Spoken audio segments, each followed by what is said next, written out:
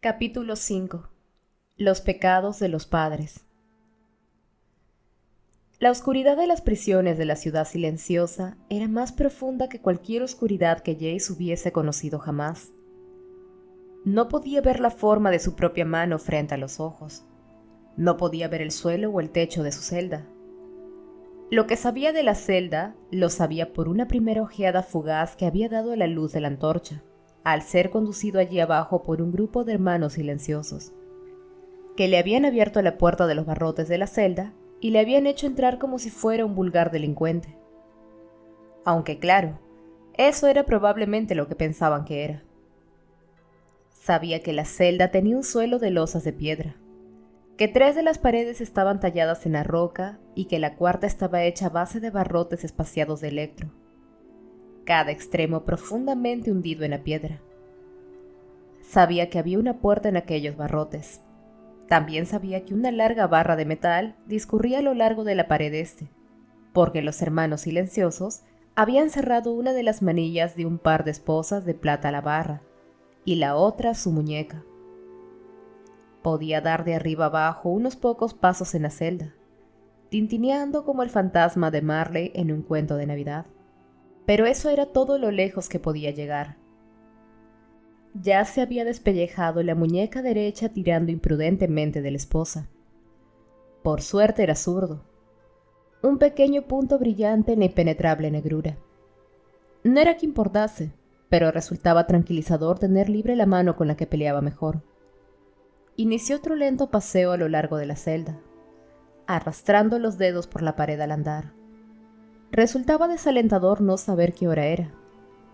En Idris, su padre le había enseñado a saberlo por el ángulo del sol, la longitud de las sombras por la tarde, la posición de las estrellas en el cielo nocturno.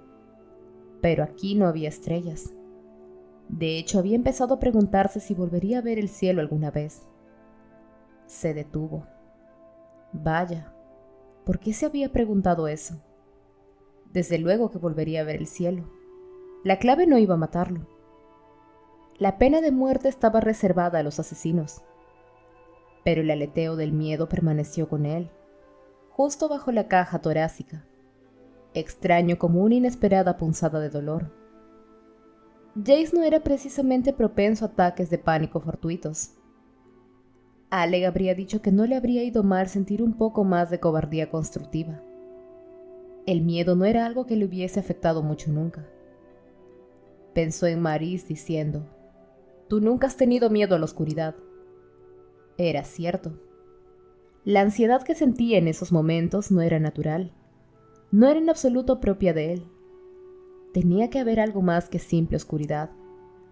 Volvió a tomar una leve bocanada de aire. Solo tenía que pasar la noche. Una noche. Eso era todo. Dio otro paso al frente con las esposas tintineando sombríamente. Un sonido cortó el aire, deteniéndolo en seco.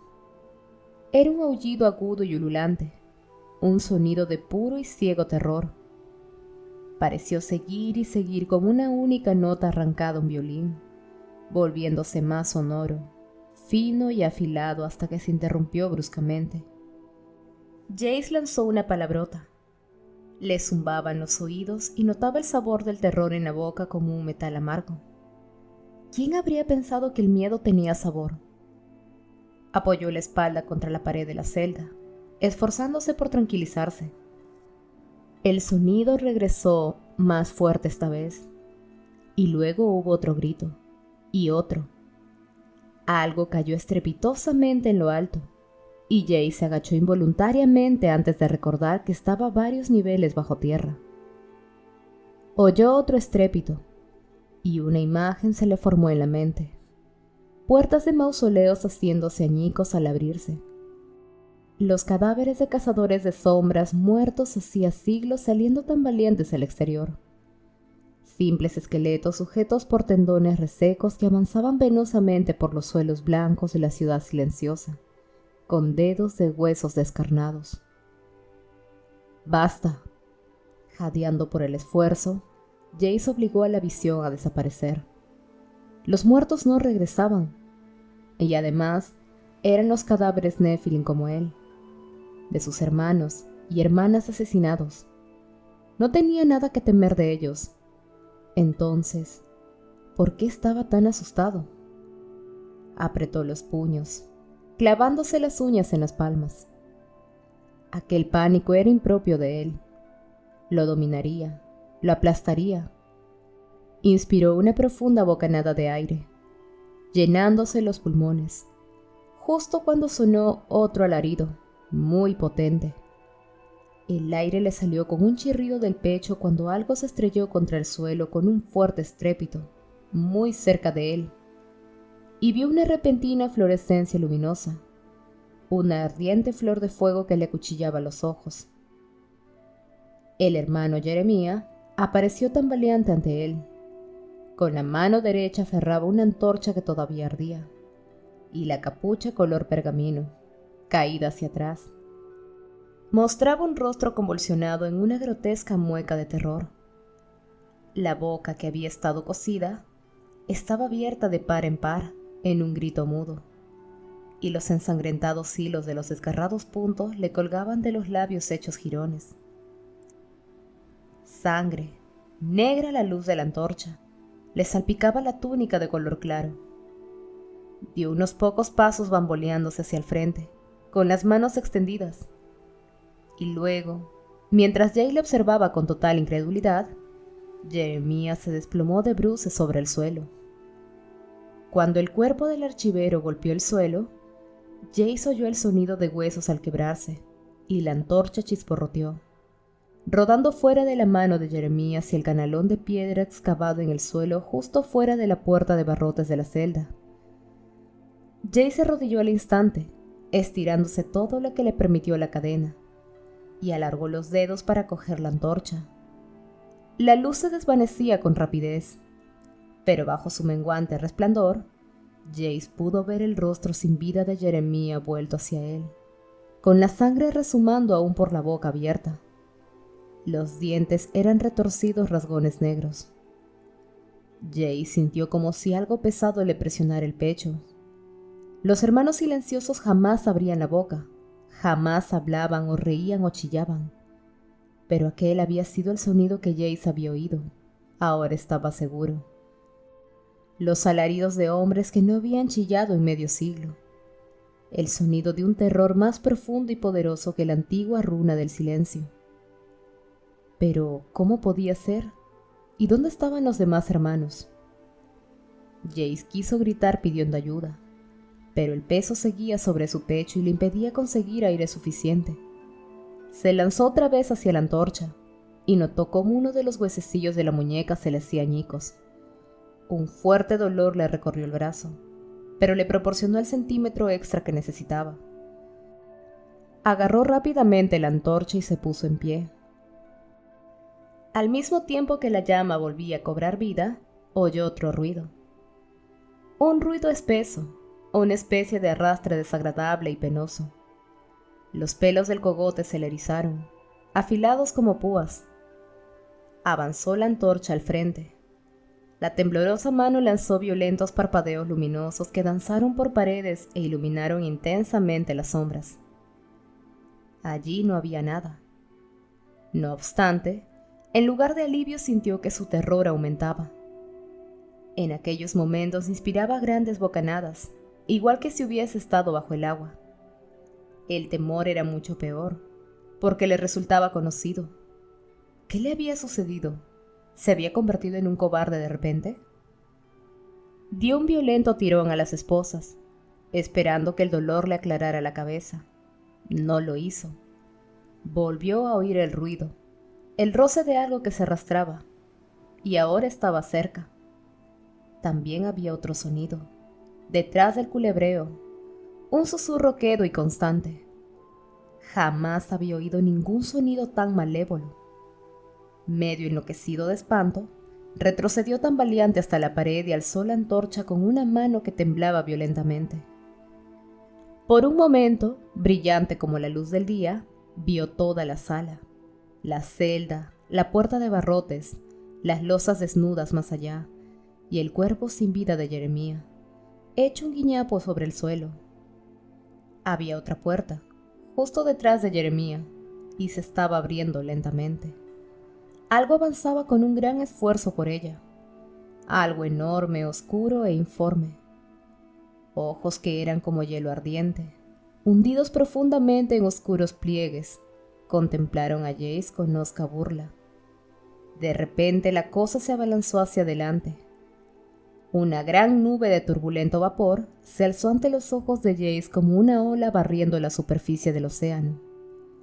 Lo último que vio fue la llama de la antorcha que se extinguía con un brillo verde y azul antes de ser engullida por la oscuridad.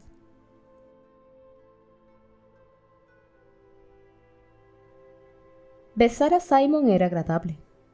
Era agradable de un modo apacible, como estar tumbada en una hamaca un día de verano con un libro y un vaso de limonada. Era algo que podía seguir haciendo y no sentirse ni aburrida, ni inquieta, ni desconcertada, ni fastidiada por nada, aparte de por la barra de metal del sofá cama que se le clavaba en la espalda.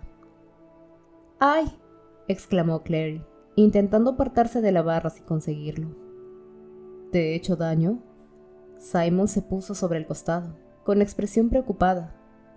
O tal vez fuera que sin las gafas sus ojos parecían el doble de grandes y oscuros. No, no tú, la cama. Es como un instrumento de tortura. No me he dado cuenta, repuso él, sombrío, mientras agarraba una almohada del suelo, a donde había caído, y la metía debajo de ellos. Claro, la chica lanzó una carcajada. ¿Por dónde íbamos? Bueno, mi cara estaba aproximadamente donde está ahora, pero la tuya estaba muchísimo más cerca. Eso es lo que yo recuerdo, al menos. ¡Qué romántico! Tiró de él sobre ella, y Simon se equilibró sobre los codos. Ambos cuerpos descansaban perfectamente alineados, y Clary notaba los latidos del corazón del muchacho a través de las dos camisetas. Las pestañas de Simon, por lo general oscuras tras las gafas, le acariciaron las mejillas cuando se inclinó para besarla. Ella soltó una risita incierta. ¿Te resulta raro esto?, susurró. No, creo que cuando te imaginas algo muy a menudo, la realidad resulta... ¿Anticlimática? ¡No, no! Simon se echó hacia atrás, mirándola con miope convicción. Ni lo pienses. Esto es lo contrario de anticlimático. Esto es... Risitas contenidas borboteando en el pecho de Clary. Está bien, quizá tampoco quieras decir eso. Él entrecerró los ojos y la boca se le curvó en una sonrisa. De acuerdo, lo que quiero ahora es responderte con algo sabiondo, pero todo lo que se me ocurre es... Ella le sonrió burlona.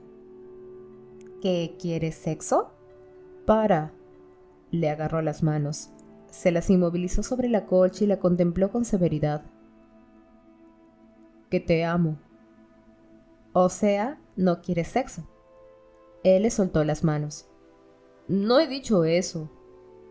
Ella rió y le empujó el pecho con ambas manos. Deja que me levante. Él pareció alarmado. Quería decir que no solo quería sexo. No es eso, quiero ponerme el pijama. No puedo darme elote en serio mientras aún llevo puestos los calcetines. Simon la contempló afligido mientras ella sacaba el pijama de la cómoda e iba al cuarto del baño. Mientras cerraba la puerta, Clary le dedicó una mueca. Vuelvo enseguida. Lo que fuera que él dijo en respuesta, se perdió cuando ella cerró la puerta. Clary se cepilló los dientes y luego dejó caer agua en el lavabo durante un buen rato, mirándose fijamente en el espejo. Tenía el cabello alborotado y las mejillas enrojecidas. ¿Contaba eso como estar resplandeciente? Se suponía que las personas enamoradas resplandecían. ¿No era cierto? O tal vez se trataba de las embarazadas. No podía recordarlo exactamente, pero sin duda se suponía que ella tenía que parecer distinta. Al fin y al cabo, era la primera auténtica sesión de besos que había tenido nunca, y era agradable, se dijo, segura, placentera y cómoda. Desde luego, había besado a Jace la noche de su cumpleaños, y aquello no había sido seguro, ni cómodo, ni placentero, en absoluto. Había sido como abrir una vena de algo desconocido dentro de su cuerpo, algo más caliente, dulce y amargo que la sangre. No pienses en Jace, se dijo con ferocidad. Pero al contemplarse en el espejo, vio que sus ojos se oscurecían y supo que su cuerpo recordaba aunque la mente no quisiera hacerlo. Dejó correr el agua hasta que salió fría y se mojó el rostro antes de alargar la mano hacia el pijama. Fabuloso, se dijo. Había cogido los pantalones del pijama, pero no la camiseta.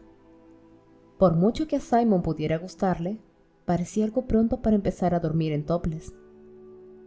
Regresó al dormitorio y se encontró con que Simon se había quedado dormido en el centro de la cama, abrazando la almohada como si fuese un ser humano. Ahogó una carcajada. «Simon», susurró. Entonces oyó el agudo pitido de 2 tonos que indicaba que acababa de llegar un mensaje de texto a su móvil. El teléfono estaba cerrado sobre la mesilla de noche. Clary lo levantó y vio que el mensaje era de Isabel. Alzó la tapa del teléfono e hizo avanzar rápidamente el texto. Lo leyó 2 veces, solo para estar segura de que no se lo estaba imaginando. Luego corrió al armario a coger el abrigo. «Jonathan». La voz surgió de la oscuridad, lenta, sombría, familiar como el dolor. Jace abrió los ojos pestañeando y no vio más que oscuridad. Tiritó. Yacía hecho un ovillo sobre el helado suelo de losas. Sin duda se había desmayado. Sintió una punzada de ira ante su propia debilidad, su propia fragilidad. Rodó sobre un costado y sintió un dolor punzante en la muñeca rota rodeada por la esposa. «¿Hay alguien ahí?» «Seguramente reconoces a tu propio padre, Jonathan», se oyó la voz otra vez. Y Jace sí la reconoció. Su sonido a hierro viejo, su suave casi atonalidad. Intentó incorporarse, pero las botas resbalaron en un charco de algo. Patinó hacia atrás y se golpeó violentamente contra la dura pared de piedra. Las esposas tintinearon como un carrillón de acero. «¿Estás herido?» Una luz llameó hacia arriba, quemándole los ojos a Jace. Parpadeó lágrimas ardientes y vio a Valentine de pie al otro lado de los barrotes, junto al cuerpo del hermano Jeremiah. Una refulgente luz mágica en una mano proyectaba un potente resplandor sobre la habitación. Jace pudo ver las manchas de sangre antigua en las paredes, y de sangre más fresca. Un pequeño charco que había brotado de la boca abierta de Jeremiah. Sintió que el estómago se le revolvía y se le hacía un nudo, y pensó en la masa negra e informe, con los ojos igual que gemas ardientes que había visto antes. «Esa cosa», dijo casi sin voz. «¿Dónde está? ¿Qué era?» «Estás herido». Valentine se acercó más a los barrotes.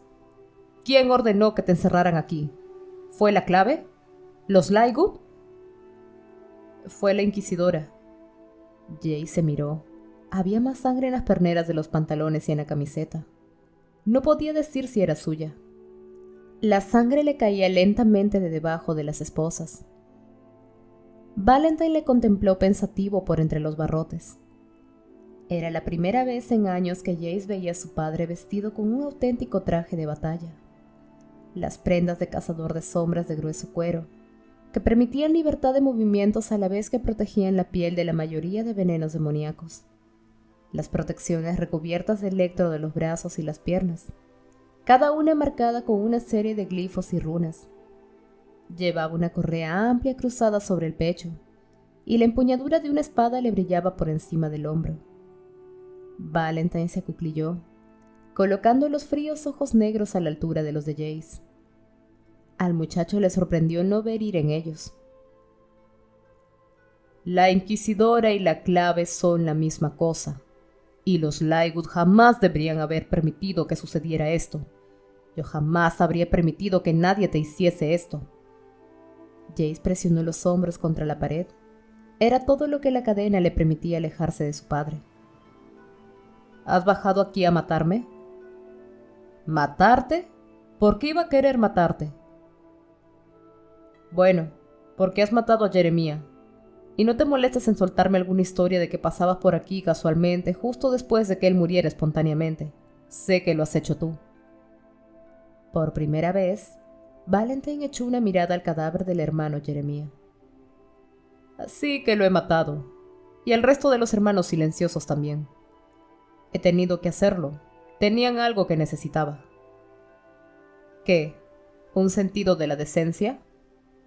Esto, contestó Valentine y sacó la espada de la vaina del hombro con un veloz movimiento. Mylar Touch. Jay reprimió la exclamación de sorpresa que le subía por la garganta. La reconocía perfectamente. La enorme espada de gruesa hoja de plata, con empuñadura en forma de alas extendidas, era la que colgaba sobre las estrellas parlantes en la sala del Consejo de los Hermanos Silenciosos. ¿Has cogido la espada de los Hermanos Silenciosos? Jamás fue suya, replicó Valentine. Pertenece a todos los Nephilim. Esta es la espada con la que el ángel expulsó a Adán y Eva del jardín. Y colocó en el este del jardín del Edén querubines y una espada encendida que se movía en todas direcciones. Citó bajando la mirada hacia la hoja. Jay se lamió los labios resecos. ¿Qué vas a hacer con ella? Te lo contaré, repuso Valentine.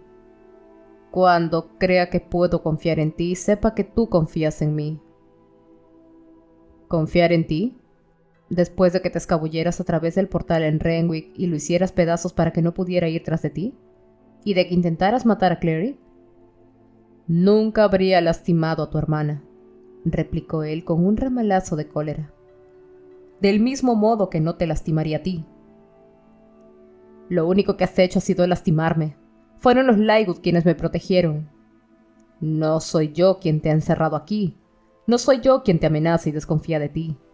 Son los Lygood y sus amigos de la clave. Valentine hizo una pausa.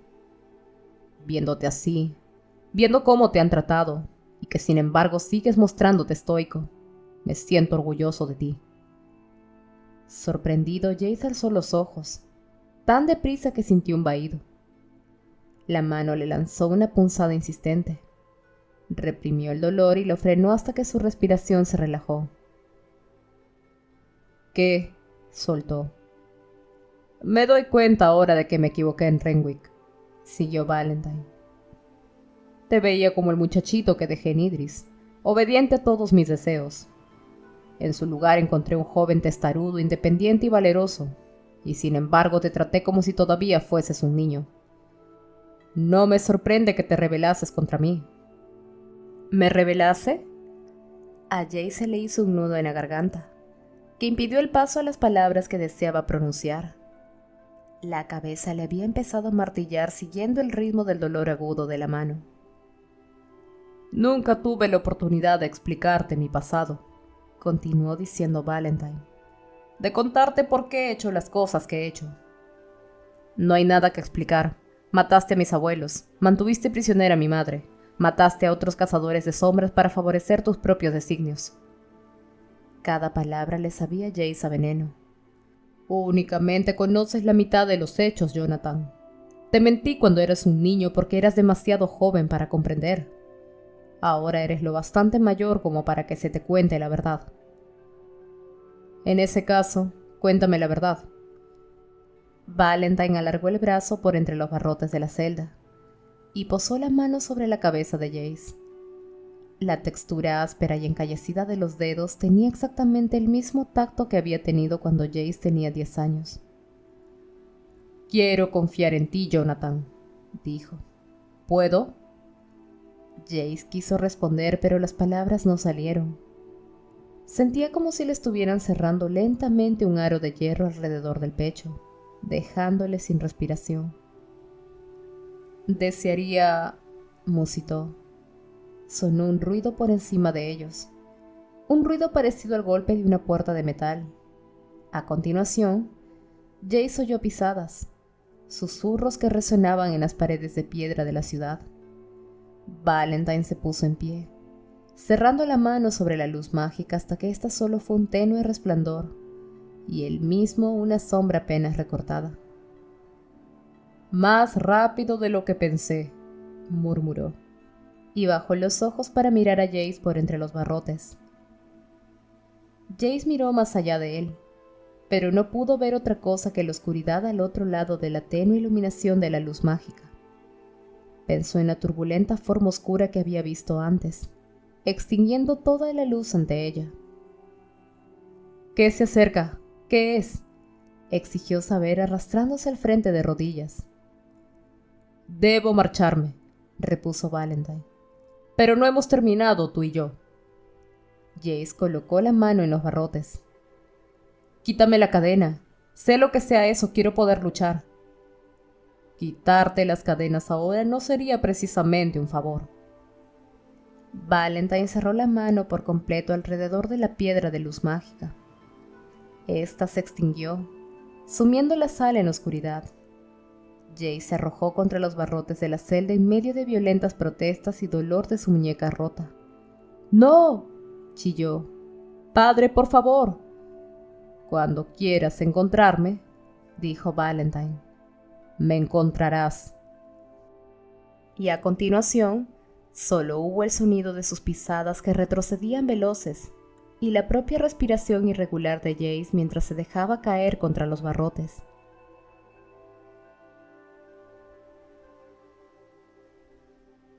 Durante el viaje en metro hasta la zona residencial, Clary fue incapaz de sentarse. Paseó de arriba abajo del vagón casi vacío, con los auriculares de su iPod colgándole del cuello. Isabel no había contestado el teléfono cuando Clary le había llamado, y una sensación irracional de inquietud corroía las tripas de la muchacha. Pensó en Jace en la luna del cazador, cubierto de sangre, mientras mostraba los dientes gruñendo encolerizado. Había parecido más un hombre lobo que un cazador de sombras encargado de proteger a los humanos y mantener a los subterráneos a raya.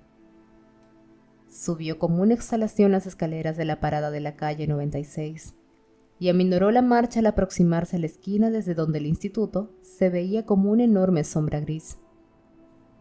Había hecho calor en los túneles, y el sudor del cogote le cosquillaba el lado mientras recorría el agrietado camino de cemento hasta la puerta principal del instituto. Alargó la mano hacia el descomunal tirador de la campanilla que colgaba del arquitrabe. Luego vaciló. Ella era una cazadora de sombras, ¿verdad? Tenía derecho a estar en el instituto, igual que lo tenían los Lightwood.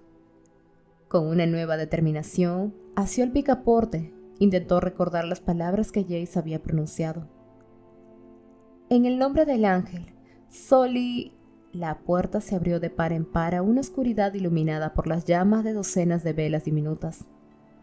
Mientras pasaba presurosa por entre los bancos, las velas parpadearon como si se rieran de ella. Llegó al ascensor, cerró la puerta de metal a su espalda y presionó los botones con un dedo tembloroso. Deseó que su nerviosismo se calmara. ¿Estaba preocupada por Jace o simplemente preocupada por tener que ver a Jace? El rostro de la muchacha, enmarcado por el cuello subido del abrigo, se veía muy blanco y pequeño. Los ojos grandes y de un verde oscuro, los labios pálidos y mordidos. Nada bonita, se dijo consternada y se obligó a borrar esa idea. ¿Qué importaba el aspecto que tuviese? A Jace no le importaba. A Jace no podría importarle. El ascensor se detuvo con un chasquido metálico, y Clary abrió la puerta. Iglesia le esperaba en el vestíbulo y le saludó con un maullido contrariado. —¿Qué es lo que sucede, Iglesia? La voz de la muchacha sonó anormalmente fuerte en la silenciosa estancia. Se preguntó si habría alguien en el instituto. Quizás solo estuviese ella. La idea le dio escalofríos. —¿Hay alguien en casa?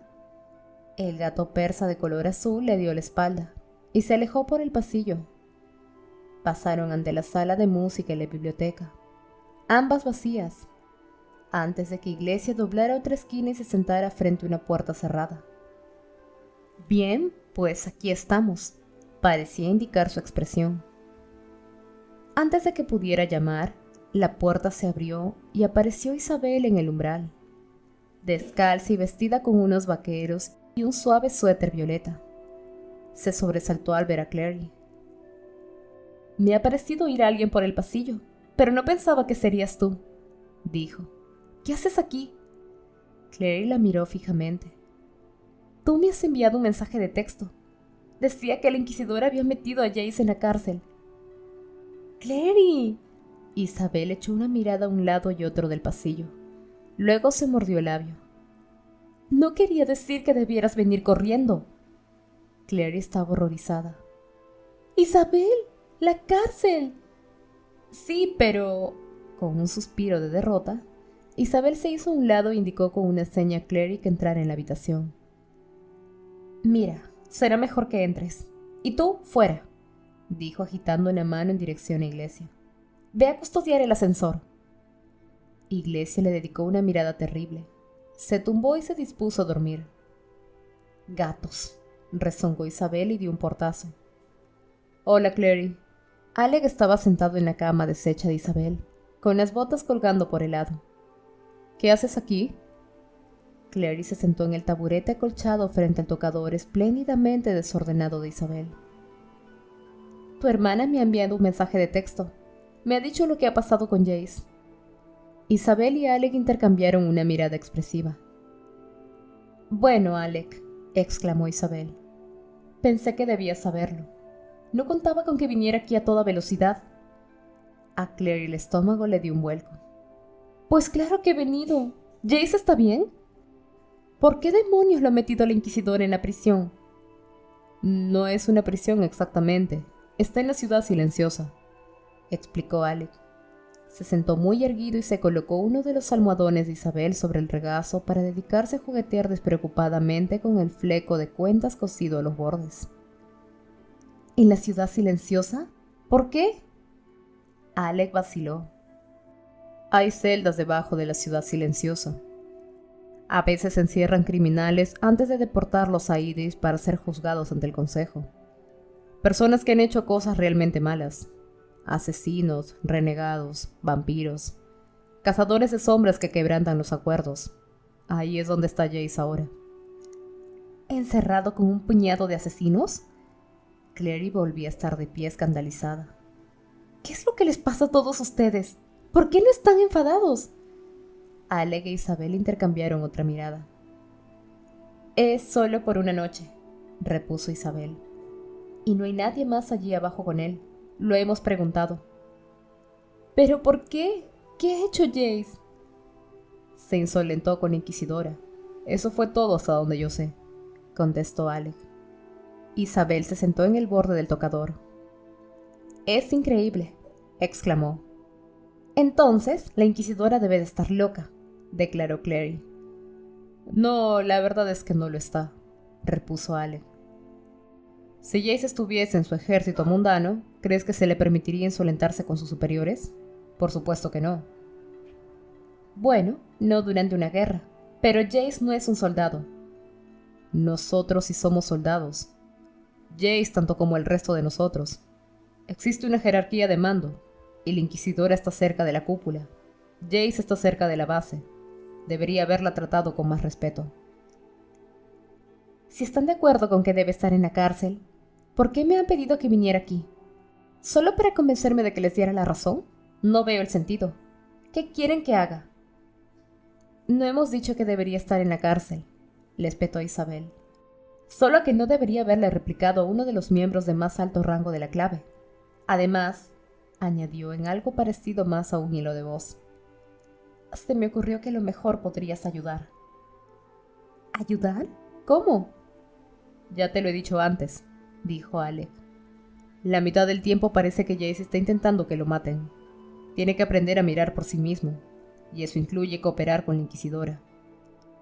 ¿Y crees que puedo ayudar obligándole a hacerlo? Inquirió Clary con voz incrédula. No estoy segura de que nadie pueda obligar a Jace a hacer nada, repuso Isabel. Pero creo que puedes recordarle que tiene algo por lo que vivir. Alec bajó la mirada a la almohada que tenía en la mano y dio un tirón repentino y salvaje al fleco. Las cuentas tintinearon por la manta de Isabel como una cortina de lluvia. Alec, no hagas eso, le riñó su hermana frunciendo el entrecejo. Clary quiso decirle a Isabel que ellos eran la familia de Jace, que ella no lo era. que sus voces tenían más peso en él del que la suya tendría jamás, pero no dejaba de oír la voz de Jace en la cabeza diciendo: «Jamás sentí como si perteneciera a ninguna parte, pero tú me hiciste sentir como si perteneciera». ¿Podemos ir a la ciudad silenciosa y verlo? ¿Le dirías que coopere con la Inquisidora?, quiso saber Alec. Clary lo consideró. Primero quiero oír lo que él tiene que decir. Alec tiró la almohada sobre la cama y se puso en pie. Antes de que pudieran decir nada, llamaron a la puerta. Isabel se apartó del tocador y fue a abrir. Era un chico menudo de cabellos oscuros, con los ojos medio ocultos por unas gafas. Llevaba vaqueros y una sudadera extra grande, y sostenía un libro en una mano. «¡Max!», exclamó Isabel con cierta sorpresa. «Pensaba que dormías». «Estaba en la habitación de las armas», respondió el chico, que sin duda era el hijo menor de los Lightwood. «Pero se oían ruidos que venían de la biblioteca. Creo que alguien podría estar intentando ponerse en contacto con el instituto». Miró detenidamente por detrás de Isabel a Clary. «¿Quién es esa?». «Es Clary», contestó Alec, «la hermana de Jace». Los ojos de Max se abrieron como platos. «Pensaba que Jace no tenía hermanos». «Eso era lo que todos pensábamos», afirmó Alec. Recogió el suéter que había dejado echado sobre una de las sillas de Isabel y se lo pasó rápidamente por la cabeza. Los cabellos le rodeaban la cabeza como un suave al oscuro, chisporroteando con electricidad estática. Tiró de la prenda con impaciencia. «Será mejor que vaya a la biblioteca». «Iremos los dos», dijo Isabel. Sacó su látigo de oro, que estaba enroscado en forma de reluciente soga, de un cajón y se pasó el mango por el cinturón. «A lo mejor ha sucedido algo». «¿Dónde están sus padres?», preguntó Clary. «Les llamaron al exterior hace unas pocas horas. Han asesinado a un hada en Central Park. La Inquisidora se ha ido con ellos», explicó Alec. «¿No quisieron ir?». «No se nos invitó». Isabel se enrolló las dos oscuras trenzas sobre la cabeza y atravesó el rodete de pelo con una pequeña daga de cristal. «Cuida de Max, ¿sí? Volvemos enseguida». «Pero», protestó Clary, «volveremos enseguida». Isabel salió al pasillo a toda velocidad, con Alec pegado a sus talones. En cuanto la puerta se cerró tras ellos, Clary se sentó en la cama y contempló a Max con aprensión. Nunca había pasado mucho tiempo con niños porque su madre nunca le había permitido hacer de canguro, y lo cierto era que no estaba segura de cómo hablarles o qué podría divertirles. Le ayudó un poco que ese niño en concreto le recordara a Simon a esa edad, con los brazos y las piernas delgaduchos, y gafas que parecían demasiado grandes para su rostro. Max le devolvió la mirada con una ojeada evaluativa propia, no tímida, sino pensativa y contenida. «¿Cuántos años tienes?», preguntó finalmente. Clary se quedó atónita. «¿Cuántos parece que tenga?». «14». «Tengo 16, pero la gente siempre piensa que soy más joven de lo que soy porque soy baja». Max asintió. «A mí también me pasa», dijo. «Tengo 9, pero la gente siempre piensa que tengo 7». «Yo te veo con aspecto de 9», indicó Clary. «¿Qué es lo que sostienes? ¿Un libro?». Max sacó la mano de detrás de la espalda. Sujetaba un libro en rústica, ancho y plano, aproximadamente del tamaño de una de aquellas revistas pequeñas que se vendían en los mostradores de las tiendas. Este tenía una cubierta de vivos colores con escritura kanji japonesa debajo de las palabras en inglés. Clary lanzó una carcajada. «Naruto», leyó. «No sabía que te gustaba el manga. ¿Dónde lo has conseguido?». «En el aeropuerto. Me gustan los dibujos, pero no tengo ni idea de cómo leerlo». «A ver, dámelo». Lo abrió rápidamente mostrándole las páginas. «Se lee hacia atrás, de derecha a izquierda en lugar de hacerlo de izquierda a derecha. Y se leen las páginas en el sentido de las agujas del reloj. ¿Sabes lo que eso significa?». «Desde luego», repuso él. Por un momento a Clary le inquietó la posibilidad de haberlo irritado. Pero Max parecía más que complacido cuando recuperó el libro y pasó las hojas desde la última. Este es el número 9, indicó.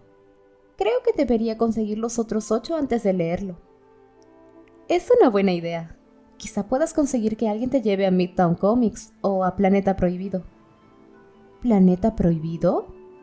Max pareció desconcertado, pero antes de que Clary pudiera explicarse, Isabel entró por la puerta como una exhalación jadeante. Era alguien intentando contactar con el instituto, explicó, antes de que Clary pudiera preguntar. Uno de los hermanos silenciosos. Algo ha sucedido en la ciudad de Hueso. ¿Qué clase de algo? No lo sé. Nunca antes había oído que los hermanos silenciosos pidieran ayuda. Isabel estaba claramente angustiada. Volvió la cabeza hacia su hermano.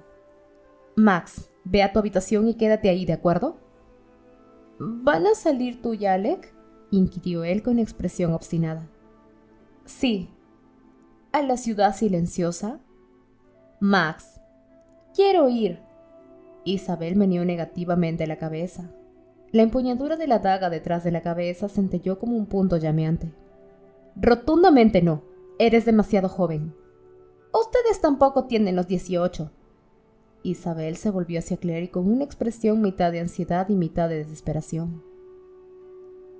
Clary, ven aquí un segundo, por favor.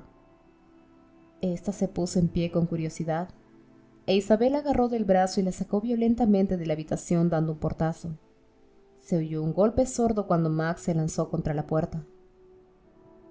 «¡Maldita sea!», exclamó Isabel sujetando el pomo. «¿Puedes coger mi estela por mí? Por favor. Está en el bolsillo». A toda prisa, Clary le tendió la estela que Luke le había dado horas antes aquella noche. «Usa la mía». Con unos pocos trazos rápidos, Isabel grabó en un instante una runa de cierre sobre la puerta. Clary todavía podía oír las protestas de Max desde el otro lado cuando Isabel se apartó de la puerta haciendo una mueca y le devolvió su estela. «No sabía que tenías una de estas». «Era de mi madre», respondió Clary, luego se regañó mentalmente. «Es de mi madre. Es de mi madre». «¿Ya?». Isabel golpeó la puerta con un puño. «Max, hay algunas barritas energéticas en el cajón de la mesilla de noche si tienes hambre. Regresaremos en cuanto podamos». Del otro lado de la puerta se oyó otro alarido indignado. Encogiéndose de hombros, Isabel se volvió y comenzó a caminar a toda prisa por el pasillo, con Clary junto a ella. ¿Qué decía el mensaje?, quiso saber la muchacha. ¿Solo que había problemas? Que era un ataque, eso. Alec las esperaba fuera de la biblioteca. Vestía una armadura de cuero negro de cazador de sombras sobre la ropa. Llevaba guantelete protegiéndole los brazos y marcas alrededor de la garganta y muñecas. Cuchillos serafín, cada uno con el nombre de un ángel, centellaban en el cinturón que le rodeaba la cintura. «¿Estás lista?», dijo a su hermana. «¿Te has ocupado de Max?». «Está perfectamente». La muchacha extendió los brazos.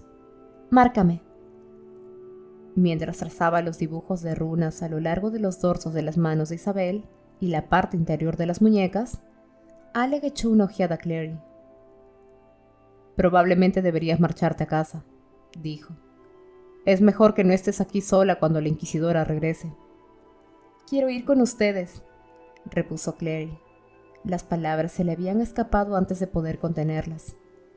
Isabel retiró una de las manos que le sostenía a Alec y sopló sobre la piel marcada como si enfriara una taza de café demasiado caliente. «Pareces Max». «Max tiene 9 años. Yo tengo su edad». «Pero no tienes preparación», arguyó Alec. «Solo serías un lastre». «No, no lo seré. ¿Han estado alguno dentro de la ciudad silenciosa?», inquirió ella. «Yo sí. Sé cómo entrar. Sé cómo moverme por ella». Alex se irguió guardando su estela.